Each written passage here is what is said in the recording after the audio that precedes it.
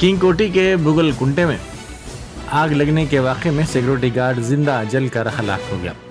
ये वाक़या बुगलकुंटे के विनायक ऑटो गैरेज में हफ्ते की सुबह पेश आया। तफसीलात के मुताबिक कल रात देर गए गैरेज के जिम्मेदारों ने काम ख़त्म करने के बाद शेड को खुफल डाला। उस वक्त शेड के सामने 7 कारें ठहराई गई थी। सिक्योरिटी गार्ड 42 साल संतोष एक कार में सो गया। ताहम अचानक सुबह तकरीबन 4 बजे इस कार में आग लग गई और देखते ही देखते ये आग दीगर कारों तक फैल गई।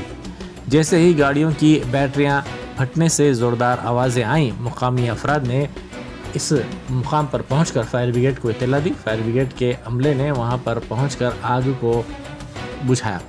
इस सिक्योरिटी गार्ड की शिनाख्त संतोष के तौर पर की गई, जिसने मच्छरों को भगाने के लिए कॉइल का इस्तेमाल किया था और इस कॉइल से आग कार में लग गई। शुबा किया जा रहा है कि संतोष हालत नशे में था, इसीलिए कार में आग लगने पर भी वो बेदार नहीं हो सका।